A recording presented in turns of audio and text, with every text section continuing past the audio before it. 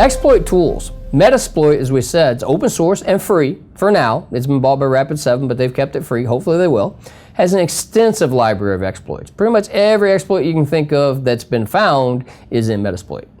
Canvas is commercial. It's Linux-based. It's a nice little exploit tool. And then Core Impact's a commercial, high-end, fairly expensive tool, but if you do professional testing for a living, it might be one you want to look at. But remember, it's not the tool as much as understanding the process and methodology. Once you understand it, we can do manual exploitation, and we would do manual exploitation within the CBT, so you get to see how it's done. You have Saint, which started off as a vulnerability scanner. It's a Linux or Unix-based platform. It's commercial, has great reporting capability. They've done a very good job in the reporting capability. The problem with exploit tools, they're not always accurate.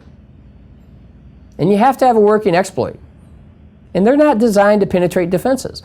So just like we talked about from the beginning, these tools work best on a flat network. So for a red teaming concept, in most cases, they're not designed to penetrate the defense.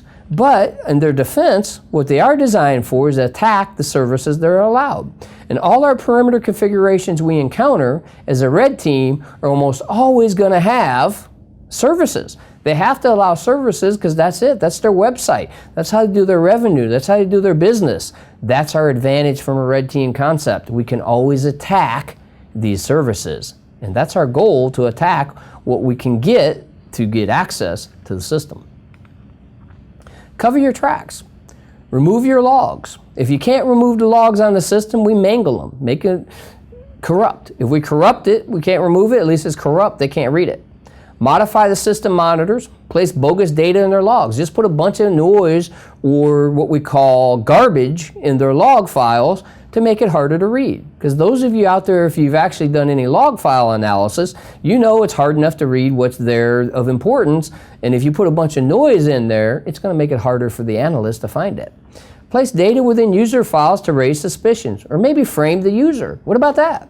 Let's put some data in a profile and frame the user and make it look like the user that we frame is the one that perpetrated the attack. This is how we do things to actually plant things if it's part of our scope of work. As a red team, in most cases, we don't really do much of this, but you might try to mangle the logs or at least modify the logs so they can see that they need to do improvement of their log security.